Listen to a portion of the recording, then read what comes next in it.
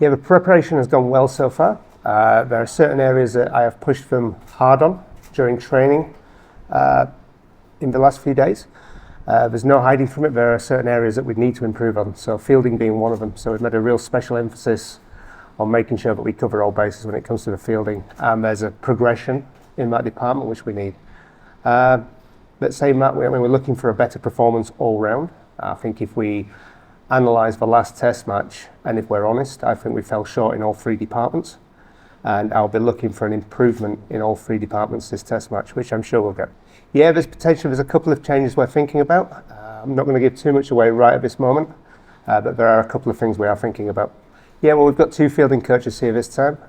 It's the same reason I've just explained, but I mean, we have been very average in that department, if we're honest, not just in red ball cricket, but in white ball cricket as well. And it's an area we need to improve in, so we need as much reinforcements there as we can. And hopefully, I mean, having that backup in the coaching staff will help the players move forward.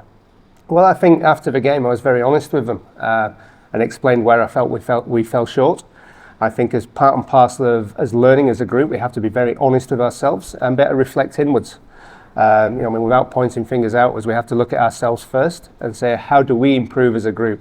So we had a good, honest chat around that. We put plans in place, obviously, to move that forward during training here. But I think the motivation is there. I mean, the players know how important it is to be picking up the test points. They know how important it is to win at home as well, in front of our home crowd. And the pride is there to do that, to perform for their country. So I think the motivation is there. We just have to improve, and that's one thing we're going to have to continually do. If we want to be a top team, we have to continually improve all the time. And to do that, you have to reflect honestly. And you have to find ways forward and find the right combinations, really. And I think that, I mean, listening to the chat in the dressing room, they're determined that this game they come out fighting, and we push back harder.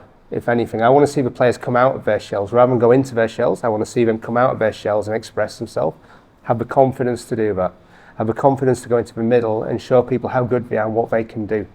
And through that, performance, morale, everything will improve, and we'll see, I mean, Sri Lanka fly. I mean, specific areas, I mean, again, if we look at the fielding, it cost us. We look at the drop catches there, it was costly. But it's not the first time it's happened. We have to be honest with that. And then, I mean, we need to make sure we capitalise on good starts. So there are things in all areas. I think with the ball in hand, we were good in patches, and in other stages we let them get away from us as well. At one point, we were scoring at 5 and over. I mean, comfortably. So we need to drag that back as well. So there are areas in all three departments that we need to address, if I'm honest. So it's not just one area. There's a collective that we need to pull together. Yeah, well, the psychologist is still in the background. He's not somebody that you'll see at the forefront all the time, but he's always there. I'm in constant contact with him to make sure that we're pushing the right messages.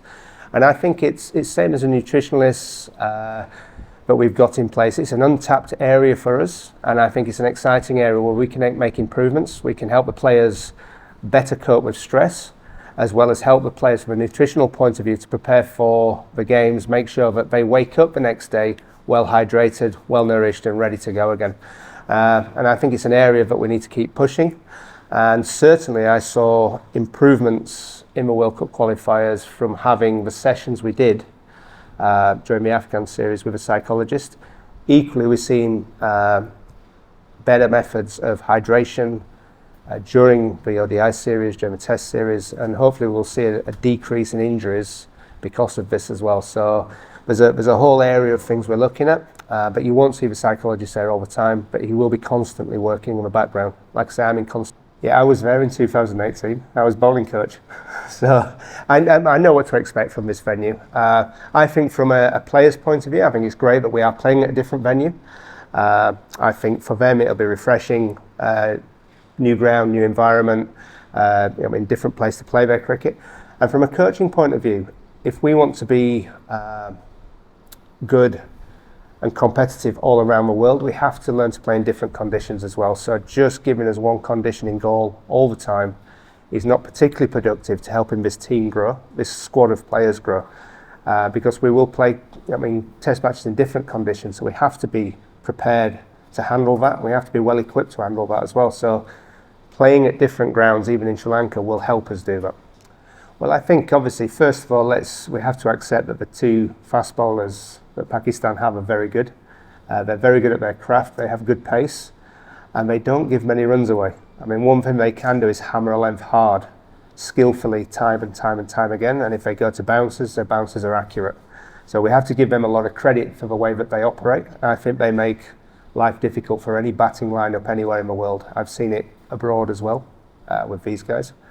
So I think if anything, we have to be ultra positive in the way that I'm not saying we go out and slog or anything like that, but we need to make sure our footwork is positive, our decision making is strong, and that we find a way of combating these guys, because we're going to see the same again. They're good bowlers and they will come at us hard in that first hour. And then I think from a spin point of view, both groups struggled with spin in the last 2 innings of the test match there. So again, it'll be a battle of wills really. Who will play the best? No injury updates as it stands at the moment. No, everybody's fit at the moment. Any debutant will be there? You'll have to wait and see.